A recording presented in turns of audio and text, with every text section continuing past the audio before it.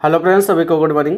आप सभी को आपके अपने यूट्यूब चैनल KBSS स्टडी पर डेली करंट अफेयर्स की क्लास में सभी लोग को स्वागत करता हूं। आप सब डेली करंट अफेयर्स की क्लास में जुड़ना ना भूलें और लोगों तक शेयर जरूर किया करिए। अगर आप किसी भी कंपटीशन की तैयारी कर रहे हैं तो आपके लिए ये क्लास इंपॉर्टेंट है, तो आप सब अंत तक वीडियो में बने रहिएगा। आइए देखते हैं आज की महत्वपूर्ण घटनाएं क्या है, उसको विस्तार रूप से देखते हैं। आज का हमारा दिवस का क्वेश्चन क्या है? हाल ही में आयुष्मान भारत दिवस कब मनाया गया? तो उसको याद रखना। हर साल 30 अप्रैल को आयुष्मान भारत दिवस मनाया जाता है, तो इसको याद रखना। हर साल मनाया जाता है। अब हम लोग अप्रैल के इम्पोर्टेंट डेट देख लेते हैं, कौन कौन से हमने कवर करके रखे थे। एक बार रिवीजन कर लेते हैं। 1 अप्रैल को उत्कल दिवस मनाया जाता है, उड़ीसा का स्थापना दिवस मनाया जाता है। 2 अप्रैल को विश्व ऑटिज्म जागरूकता दिवस मनाया जाता है। 4 अप्रैल की बात कर लेते हैं, अंतर्राष्ट्रीय खाद्यान्न जागरूकता दिवस मनाया जाता है।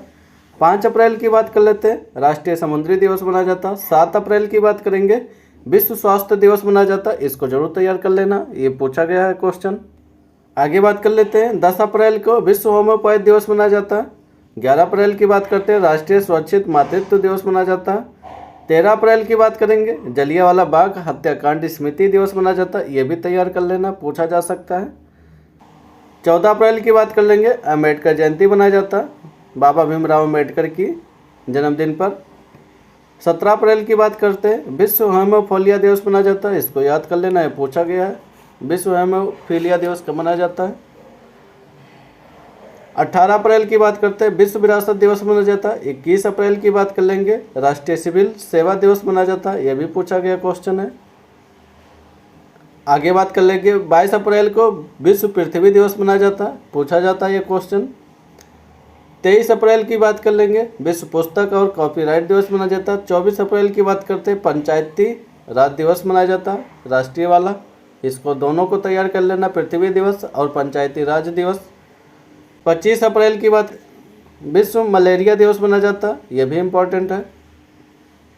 26 अप्रैल की बात करते हैं, विश्व बौद्धिक संपदा दिवस मनाया जाता है, यह भी इम्पोर्टेंट है, याद कर लेना। 28 अप्रैल की बात करते हैं, कार्यस्थल पर सुरक्षा और स्वास्थ्य के लिए विश्व दिवस मनाया जाता है, तो इसको याद रखना। 30 अप्रैल की बात करते हैं, जो कि आज हम कवर करके रखे, आयुष्मान भारत दिवस मनाया जाता है। ये अप्रैल के इम्पोर्टेंट डेट है जिनको हमने डिस्कस कर रखा है। अगर आप नहीं देखे हैं तो प्लेलिस्ट में जाकर देख लेना। एक बार रिवीजन करके इसको नोट कर लीजिए, यहाँ से बार बार रिपीट किए जाते हैं क्वेश्चन। आइए देखते हैं अगली घटना हमारी क्या है।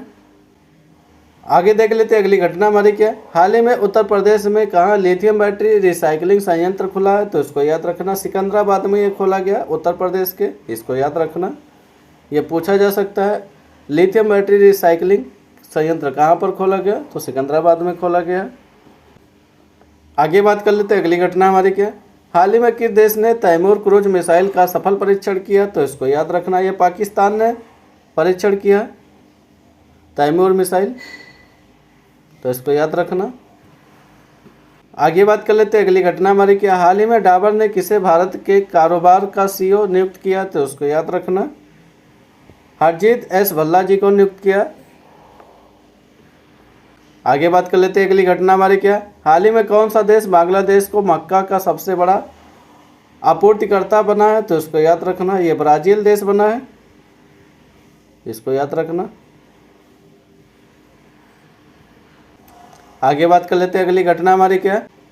किस देश ने एटलस ड्रोन स्वार्म सिस्टम नामक एक नए ड्रोन प्रणाली विकसित किया? तो इसको याद रखना, यह चाइना ने विकसित किया है, तो इम्पोर्टेंट है।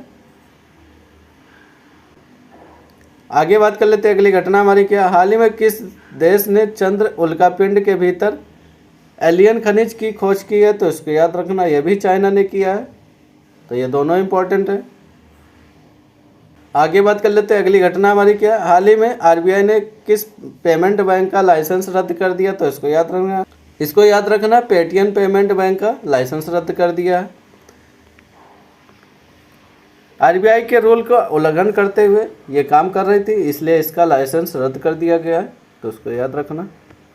आगे बात कर लेते हैं अगली घटना हमारी क्या। हाल ही में जारी सैटेलाइट अध्ययन में कौन लैंडफिल वैश्विक मीथेन उत्सर्जन के टॉप 25 में शामिल हुआ? तो इसको याद रखना, मुंबई और सिकंदराबाद दोनों शामिल हो गया है। आगे बात कर लेते हैं, अगली घटना हमारी क्या है कि देश ने 1 मई 2026 से पेट्रोलियम निर्यातक देशों का संगठन ओपेक, जिसे हम कहते हैं ओपेक, से ओपेक प्लस गठबंधन दोनों से बाहर होने की घोषणा कर दिया। तो इसको याद रखना, यूएई ने किया है ये घोषणा। ओपेक से अलग होने की घोषणा यूएई ने कर दिया, 1 मई से ये अलग हो जाएगा। आगे बात कर लेते हैं, अगली घटना हमारी क्या है, हाल ही में भारत किस देश को 30 अरब रुपए की निकासी मंजूरी की है। तो इसको याद रखना, ये मालदीव की मंजूरी की है।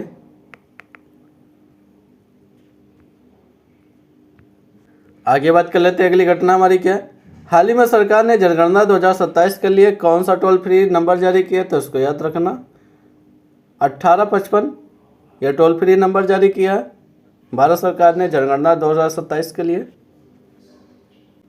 आगे देख लेते हैं, अगली और लास्ट घटना हमारी क्या है, हाल ही में भारत ने किस संस्थान में स्वदेशी रूप से विकसित सिलिकॉन फोटोनिक्स समाधानों का अनावरण किया। तो इसको याद रखना, आईआईटी मद्रास ने किया है। तो इसको याद रखना, आईआईटी मद्रास द्वारा ये किया गया है। तो आज की प्रमुख घटनाएं थी जिनको हम विस्तार से चर्चा कर लिए। आप सब डेली करंट अफेयर्स क्लास में जुड़ना ना भूलें और लोगों तक शेयर जरूर किया करिए। आप सबके शेयर करने से हमें मोटिवेशन मिलता है अगला वीडियो बनाने के लिए, तो शेयर जरूर किया करिए। आप सभी को अंत तक वीडियो में बने रहने बहुत बहुत धन्यवाद। Thank you.